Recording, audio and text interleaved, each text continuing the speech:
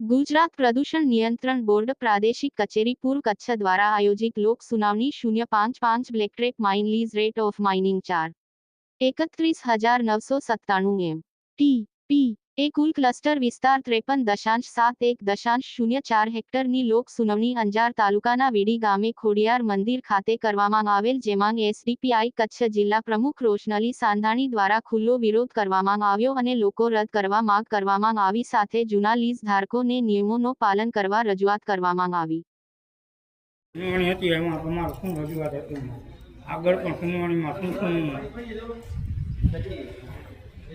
રોશનભાઈ ખાસ કરી અને પબ્લિક હિયરિંગ થઈ જતી છે જ્યાં સુધી સ્થાનિક લોકોને ખબર નથી હોતી, તમને કેવી રીતે ખ્યાલ પડ્યો અને શું કહેવા માંગશો?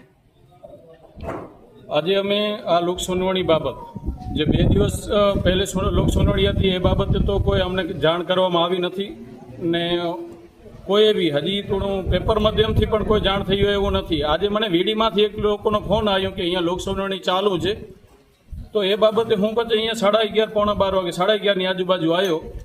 મને એવું જાણવા મળ્યું કે અહીંયા લોકોને કોઈ છે જ નહીં વિરોધમાં, ફક્ત ને ફક્ત લીજ હોલ્ડરો અને જે બેડિયાવાળા જે પણ ભાઈઓ હતા એ હતા, તો એ ફક્ત પોતાનો રીતે જે સપોર્ટ કરતા હતા. એ જોયું કે જેવી રીતે ક્યાં જીપીસીબી અને તંત્રની ક્યાં મિલીભગતથી આવી રીતે થતું હોય કે ભાઈ લોકોને જાણ ન કરવી અને આ લીજોનો બારોબાર લોક સુનાવણી કરી દેવી અને કોઈ લોકોનો અવાજ મતલબ સાંભળવો જ નથી, એને પડદા પાછળ જ આ કામ કરવું એવી રીતે અમને લાગી રહ્યું છે.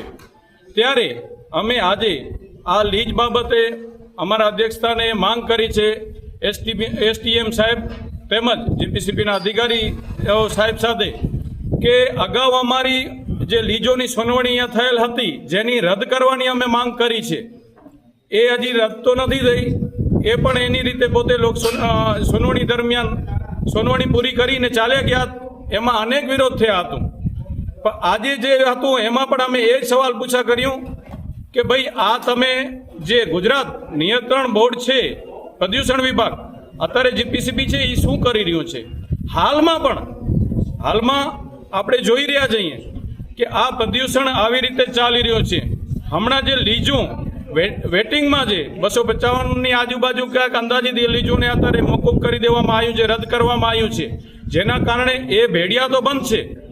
તે છતાં આ ખાણ ખનીજ વિભાગ તેમજ જીપીસીબી વિભાગ એ બેને હું ધ્યાન દોર્યું હતું અને હજી પાછો પણ ફરીથી મીડિયા માધ્યમથી ને ત્યારે પણ જાહેર સુનાવણીમાં પણ ધ્યાન દોર્યું છે કે આ જે ખનીજ ચોરી થઈ રહી છે, જે બાજુ લીજું રદ થઈ રહ્યું છે, તો રોડ ઉપર આ ખનીજ ભરેલી ગાડીઓ ક્યાંથી ચાલે છે? મેઇન પ્રશ્ન એક છે.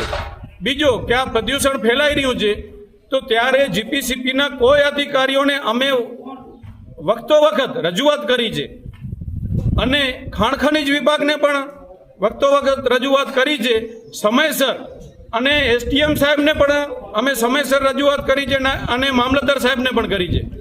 છતાં પણ કોઈ પણ લોકો અહીંયા લીજ ઉપર કે ભેડિયા ઉપર કોઈ પણ આવતા નથી. જેથી હું તમને એ જણાવવા માંગુ છું કે એ લોકોનો શું ફરજ નથી આવતો કે એ જગ્યા ઉપર એ પોતાની ચેકિંગ પોતાની ટીમ મોકલે? શું એના ફરજમાં નથી આવતો કે લીજું જેટલું છે એના બહારે એનો નિયમ છે, અમે એને આ લોક સુનાવણીમાં કહીએ છીએ આ 10-10 વર્ષથી આ જે લીજું અપાઈ ગયું છે, જે 100 ફૂટ લીજું ખોદાઈ ગયું છે, એના ઉપર આજે પણ બાઉન્ડ્રી નથી. તો એ બાઉન્ડ્રી બનાવવાનો અને બનાવરાવવાનો શું એ ખાણ ખનીજ વિભાગ અને જીપીસીબી વિભાગનો ફરજ નથી? વહીવટી તંત્રનો ફરજ નથી? હર હંમેશા આ લોકોને એવું કહેવાનું થયું, આજે એવું જણાવ્યું કે કોઈ લીજ હોલ્ડર ઓવર બ્લાસ્ટિંગ કરે તો તમે એને જઈને તમે જણાવો. તો એવી રીતે હું કહેવા માંગુ છું કે સાહેબ, અમે લીજ હોલ્ડરોને જણાવીએ તો તમને સરકારે શેના માટે રાખ્યો છે? તમારો ફરજમાં નથી કે ફક્ત ઘરે બેસીને ઓફિસમાં હવા ખાવાની છે ને ઘરેથી ખાઈને હું પગાર જ લેવાનો છે.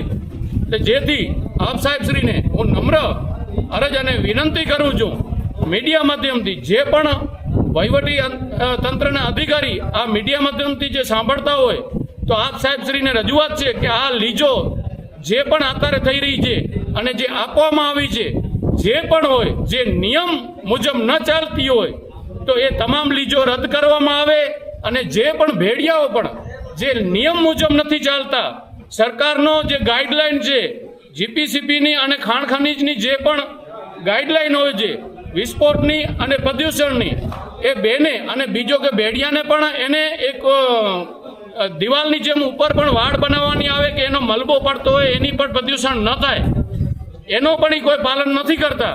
તો અગર એવી રીતે કરતા જ હોય ને તમારું અગર સૂચન ન માનતા હોય, અમે તમને સૂચન આપીએ છીએ તો એ તમામ ભેડિયાની લીજું અને એ ભેડિયાઓને સીલ કરવામાં આવે એવી અમારી માંગ છે. જય હિન્દ, જય ભારત, જય સંવિધાન.